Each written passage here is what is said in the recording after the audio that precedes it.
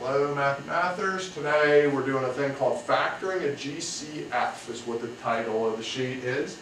A GCF stands for a greatest common factor, which is the biggest number that can go into everything. So your first move on a question like this is to look at these numbers and think, what's the biggest number that goes into both?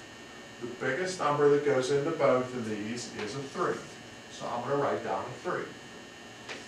Next to that 3, I'm going to make a set of parentheses where I'm going to divide both of these existing numbers by the 3 I just chose.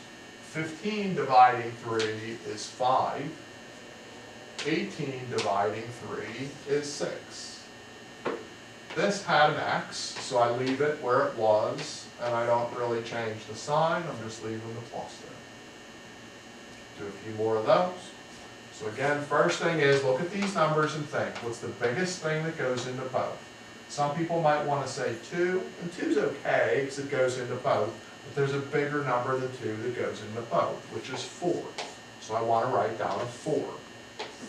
I'll make a set of parentheses that has the same sign as before, has the same x as before. But the numbers are going to change because I'm going to divide both of these numbers by the 4. 12 divides by 4, 16 divides by 4. For the next one, same thing. We think, what can go into both of these numbers? Some people might say 2, some people might say 5. Neither of those is bad, but the best thing to think of here is 10. 10 is the biggest number that goes into both. And make a set of parentheses beside that. Throw a plus. 10 dividing into 10 is a 1. 10 dividing into 20 is a 2. And the x was before the plus. I'm just going to leave that right there. This is about the same. I just switched the order. So again, we'd think of the same 10.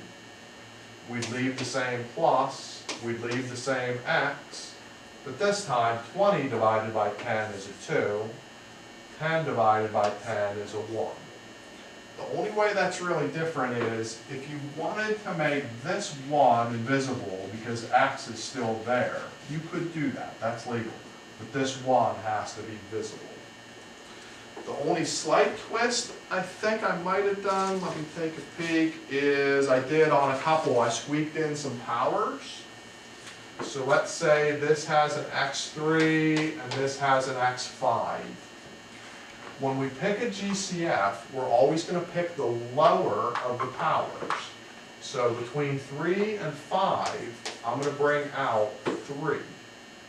And then hopefully you remember a few days back when we divided with powers, that made us subtract.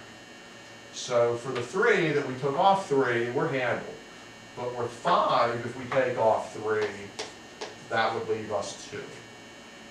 I'll do another one of those. I'll do 6 and a 4. Out front, we're going to do the lower of those numbers, which is the 4. For the 4, where we took off 4, we're good. We don't have to worry about that.